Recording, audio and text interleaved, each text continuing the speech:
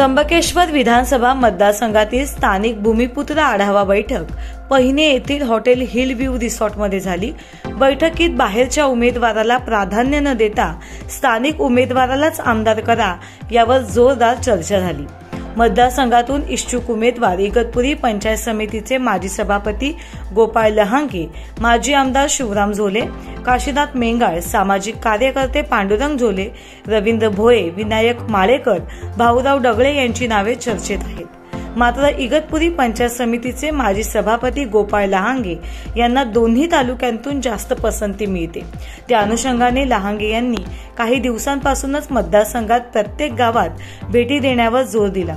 बैठकीस माजी आमदार शिवराम झोले, सामाजिक कार्यकर्ते पांडुरंग झोले, सोमनाथ घारे, हिरामण कवटे, कैलास घारे, देवराम भस्मे, भाऊराव डगळे, रवींद्र भोये, विनायक माळेकर, विष्णू खाडे, संतोष डगळे, नगरसेवक सागर उजे यांसोबतच सामाजिक कार्यकर्ते, सरपंच, उपसरपंच, सदस्य व नागरिक हे मोठ्या प्रमाणात उपस्थित होते। 2024च्या हो घातलेल्या विधानसभा निवडणुकीच्या संदर्भामध्ये आज ही बैठक आयोजित केलेली आहे सर्व आदिवासी बांधवांची।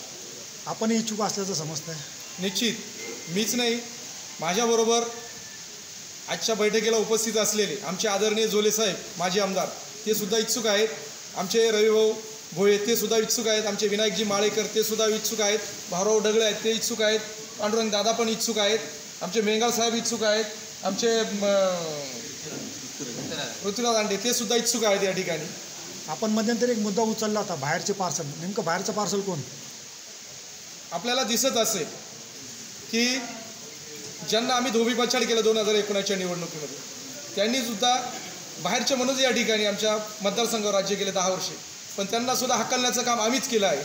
आणि आत्ताही पुन्हा 2024च्या निवडणुकीमध्ये की ज्यांना 2019ला आम्ही सगळ्या समाज बांधवांनी एक वज्रमुठ केली आणि त्या वज्रमुठीच्या माध्यमातून ज्या हिरामण खोसकर नावाच्या व्यक्तीला या ठिकाणी देवळाली मतदारसंघातले आहेत, परंतु त्या स्थानिकांच्या जवळचे वाटत असल्याने आम्ही सगळ्यांनी मिळून आदिवासी समाजाने निर्णय घेतला की खोसकरांना ह्या वेळेला संधी देऊ, परंतु त्यांनी सुद्धा कुठल्याही प्रकारचं आदिवासी समाजा बांधवांच्या प्रती कुठलाही न्याय देण्याचं काम या ठिकाणी केलं नाही आणि म्हणून त्यांनी दुसरीकडे जावं, दुसरीकडे उमेदवारी मागावी।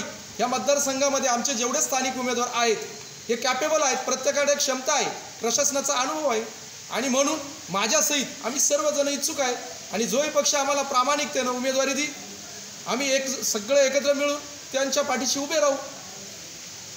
म्हणजे भविष्यात स्थानिक विरुद्ध बाहेरचे उमेदवार असा निवडणुकीत एकंदरीत चित्र दिसणार का? निश्चित या ठिकाणी आम्हाला पण आमची जनता पण सुज्ञ झालेली आहे आणि प्रत्येकाला कळायला लागले की बाहेरचे कसे असतात। पैसा कमवायचा, इथं सत्ता कमवायची, सत्तेतनं पैसा कमवायचा आणि पैशाचा वापर त्यांनी स्वतःची खळगी भरण्यासाठी, स्वतःच्या कुटुंबाप्रती आणि इतर बाहेरच्या असंतुष्ट लोकांना धनदांडगे करण्यासाठीच इथल्या जनतेचा त्यांनी पुरेपूर वापर केलेला आहे आणि म्हणून आता आम्हाला हे पार्सल बाहेरचे जे असतील त्यांना आम्हाला पार्सल करायचं आहे आणि स्थानिक भूमिपुत्राला न्याय द्यायचा आहे। समजा जर पक्षाने तिकीट जर नाकारलं नाही तर आपण अपक्ष निवडणूक लढवणार का? नाही, आम्ही कुठल्या तरी पक्षाकडनंच उमेदवारी घेणार आहोत। असं पण नाही की आमच्या आदिवासी समाजाच्या जवळजवळ 1.25 लाख मतं आहे या मतदारसंघामध्ये आणि ते मतं निर्णायक आहे या स्थानिक भूमिपुत्रांची आणि आम्हाला पक्षाने तिकीट देणार नाही असं होऊच शकत नाही। उमेदवार तर हा आदिवासीच असणार आहे आणि स्थानिक भूमिपुत्रच असणार आहे, त्यामुळं तिकीटचा प्रश्न उद्भवतच नाही।